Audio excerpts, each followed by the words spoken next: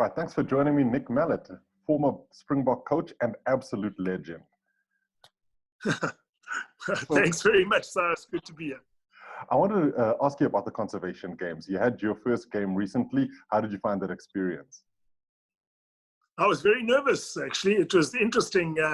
I'd done a bit of Googling on Travis Friend and found out a little bit about him. But obviously, you don't want to make a fool of yourself and end up by getting 0 points. So I thought I better do a little bit of homework.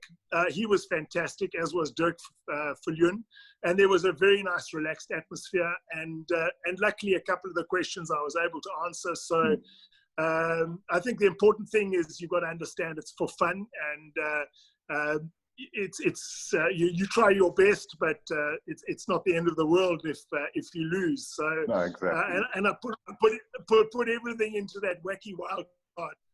Excuse me, at the end. I think that's a lot of fun, and I think if people contribute like that and end up by making a bit of a fool of themselves, that's all for a good cause.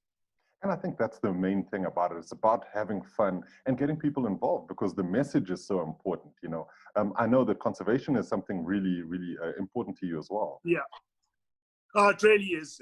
Living in Southern Africa, I spent probably, I'm trying to work it out now, 11 and probably 15 years in Europe.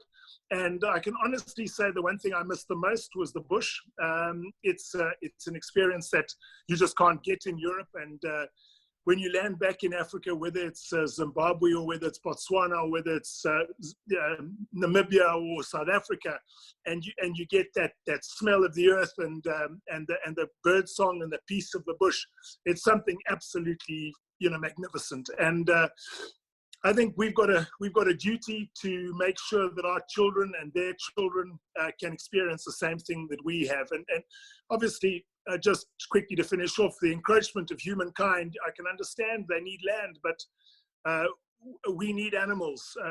They're so important. They're so important for not only our mental state, but it's important to make sure that they remain here. We've encroached so much on their domains that we're really at the last frontier now, and we have to do something to make sure they still survive. No, I'm in total agreement with you. I think that we have to look after all of the resources that we have, because one of the most important things we have is legacy, and we want to be able to leave a legacy that is the wildlife and the nature and the natural environment that people find. So, I'm sure that initiatives like the Zambezia Conservation Alliance is something that you must really feel very strongly about as well. I do. And when I was contacted by Ian McIntosh, a fellow rugby coach who's ex-Zimbabwean, he said, listen, Nick, that, it's going to be fun. Go and do it. It's for a good cause. I immediately said yes. I see Joel Stransky's thrown his name in there. Adrian Garvey, who I coached, he's an ex-Zimbabwean as well.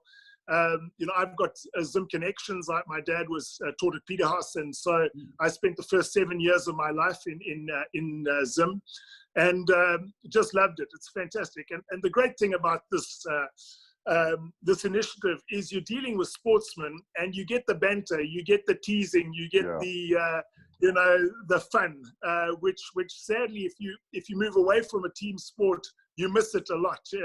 Cricket and rugby are both, they've got this element of camaraderie, and you get that back in this, and I'm so pleased to be part of it, and it's fantastic. And I just hope that it'll bring people's attention to the seriousness of this matter and how important. I mean, when you hear that Wangi has only got black rhinos, doesn't have a white rhino, I mean, it's absolutely tragic, because 30, 40 years ago, they were plentiful. Yeah. And I think, you touch on so many important things there, because, getting the sports people involved, the sporting community is really one body, people who are just passionate about the sports that they take part in. And I think that, putting the eyes on this message via, people and their networks is really critical. So what are you hoping to see happen with the conservation games moving forward? Are you hoping to try and shed more light on the plight of all of the animals out there? Yeah, absolutely. We've got some really interesting people that have been introduced to us, people who work in wildlife conservation, and they're passing down tips to us about what we must mention and what we must talk about. And just from the sporting point of view, you've got Mark Barcher, who's coaching the Springbok, not the Springbok, the Proteas, who's very, very involved in conservation, as well as the golfers. There are a couple of golfers who've got birdies for rhinos, I think it is, which is a fantastic initiative. Also, Zimdai as well involved there. So it's fantastic that sportsmen aim to draw people's attention to conservation, because sportsmen, we don't, we're not politicians, we're not, doctors, lawyers, we've just got a profile that if we can use to interest people, it's fantastic that we do that. And so I really do hope that these people's attention are drawn to the fun of the little quiz and the fun we have. But more importantly, to realize there's a very serious aspect to this, and any support, any financial support will be really welcome. Nick, to end off with, so you said you were a little bit nervous at the beginning of this. Were you more nervous to coach your first Springbok game or for your first conservation game? I think the first conservation games, I'd prepared as a rugby player. I was a player coach in France. I came back and coached club rugby, coached provincial rugby. And so when I got the Springbok job, stupidly, I thought, I was on top of this, and I could, it was my time. So I went into it quite confidently. But, when I finished, I realized there was a hell of a lot I still had to learn about the game.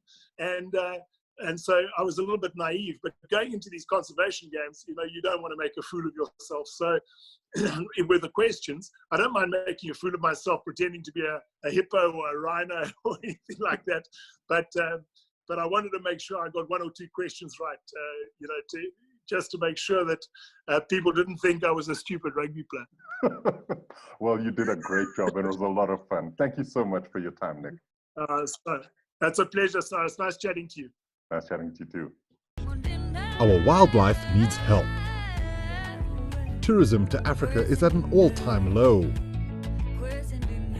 You can assist by liking and sharing the conservation games. You can contribute financially by hitting the donate button on the Zambezia.com website. Let's get together and back up the frontline conservation team.